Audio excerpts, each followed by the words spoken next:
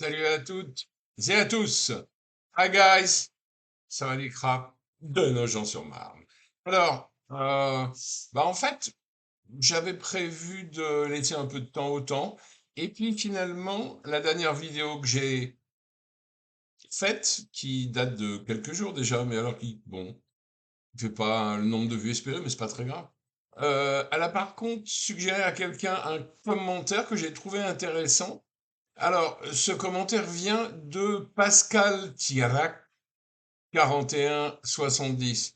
Je dis Tirac parce que vous savez évidemment ce que Tirac veut dire en thaïlandais. Si vous ne le savez pas, eh ben, cherchez. Il n'y a rien de mystérieux. Voilà, je donnerai la réponse plus tard. Voilà, cherchez un peu. Alors, Pascal Tirac, 4170, me dit: les revenus locatifs en Thaïlande sont considérés comme un travail. Il faut un work permit. Un ami s'est pris une amende de 100 000 bahts par le fisc thaï car il considère cela comme un travail. Alors, je vous rappelle quand même que 100 000 bahts au cours d'aujourd'hui, ça fait quand même un peu plus de 2 500 euros, hein. Donc, bon, ça peut éventuellement faire un peu mal. Bon. Bon. Alors, j'ai en fait déjà répondu à ce garçon par écrit. Euh, alors, ce que dit, alors, c'est un peu compliqué parce qu'en fait, bon, il y a d'abord une notion très simple, hein. C'est ce qu'on considère comme du travail. Bah oui, travailler à louer des appartements ou même un appartement, normalement à l'entretenir, à chercher des locataires, etc., à le mettre sur des réseaux, etc., etc. Oui, c'est considéré comme un travail. Donc il faut un work permit. Il n'y a pas d'autre solution. Mais d'ailleurs, euh, tous mes collègues YouTubeurs qui sont installés en Thaïlande et qui YouTube depuis la Thaïlande, ils doivent avoir un work permit aussi. Ça, c'est considéré comme du travail, hein. Voilà. Et en Thaïlande, mais d'ailleurs dans d'autres pays aussi, la notion de travail n'est pas forcément reliée à la notion d'argent. C'est-à-dire qu'on peut considérer que vous travaillez même si vous n'êtes pas payé. Parce qu'en effet, j'en vois certains venir en disant: bah oui, mais moi je prends pas d'argent donc c'est pas du travail. Si, c'est du travail. Même un travail dans une association où vous n'êtes pas rémunéré est assimilé à un travail et donc nécessite un work permit. Alors, par rapport à l'immobilier, alors c'est pas très clair. En fait, vous pouvez faire de l'immobilier en Thaïlande, mais je dirais à plusieurs conditions. D'abord, il faut un work permit de toute façon. Bon, le plus simple, en fait, est de se faire embaucher par une boîte, hein, soit thaï, soit étrangère, qui va vous faire un contrat de travail dans lequel il sera bien stipulé ce que vous êtes censé faire. Je vous conseille de faire vérifier tout ça par un avocat, de manière à ce que ce soit totalement légal et que vous n'encouriez pas le risque de tomber sur un travail interdit aux étrangers ou voilà. Euh, Autant tout sécuriser. Alors, euh, son ami qui a pris une amende de 100 000 bahts par le fisc thaï, alors, j'imagine que lui considérait peut-être qu'il ne travaillait pas. Alors, tout ça dépend en fait du nombre d'appartements qu'il a. Ça a l'air idiot, mais voilà. Parce qu'en fait, le fisc thaï, enfin le gouvernement thaïlandais, euh, ne considère pas ça comme un travail s'il s'agit de un ou deux condos que la personne a acheté et voilà, et qu'elle loue. C'est des revenus immobiliers, mais pas forcément du travail. Compte. Euh, Si la personne a 10 condos, voilà, et que ça devient un peu industriel, et qu'elle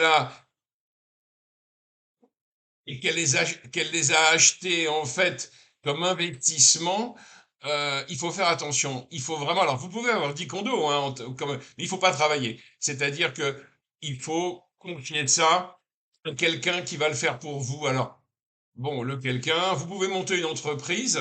Attention à ça aussi, hein, il y a des restrictions. Vous pouvez monter une entreprise, engager un taille pour le faire, et dans ce cas-là, c'est le taille qui travaille, pas vous. Vous pouvez également, moi c'est ce que je compte faire. Bon, je vais pas acheter 10 condos, hein, j'ai pas les moyens, mais allez, si j'en achète un ou deux, je compte donner ça en gestion à une agence immobilière ou à quelqu'un qui a, voilà, qui a tous les permis de travail, toutes les qualités requises pour le faire. Moi, il est hors de question que je travaille dessus. Euh, voilà, donc il serait peut-être pas mal, en fait, du coup, que, que ce garçon, mon cher Pascal Tirac, enfin d'ailleurs vous-même, me donniez quelques précisions afin que je puisse vous répondre. Mais là, pour moi, l'affaire est entendue. C'est-à-dire qu'en effet, au minimum, s'il n'avait pas de work permit, ben oui, c'est du travail illégal. Donc voilà. Après, encore une fois, ça dépend de combien de condos il avait. Un ou deux, ça passe encore.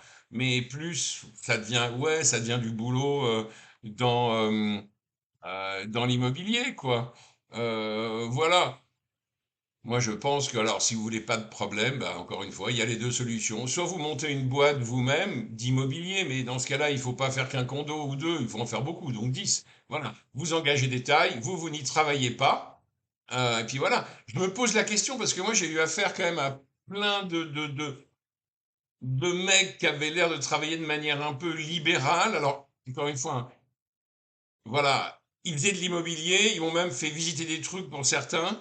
Alors, il y en a, je sais qu'ils appartenaient à des agences avec des work permits, des contrats bien spécifiques. Il y en a certains autres, j'ai un peu des doutes quand même. Et d'ailleurs, alors à ce propos, si ça vous intéresse, quand je serai en Thaïlande, à Phuket, j'ai un ami qui fait ça et je ferai peut-être une interview avec lui, c'est-à-dire lui demander très exactement dans quelles conditions il travaille. Enfin bon, voilà, rassurez-vous en tout cas, si vous achetez un condo et qu'il est en location, normalement vous ne vous ferez pas inquiéter par le fisc thaïlandais.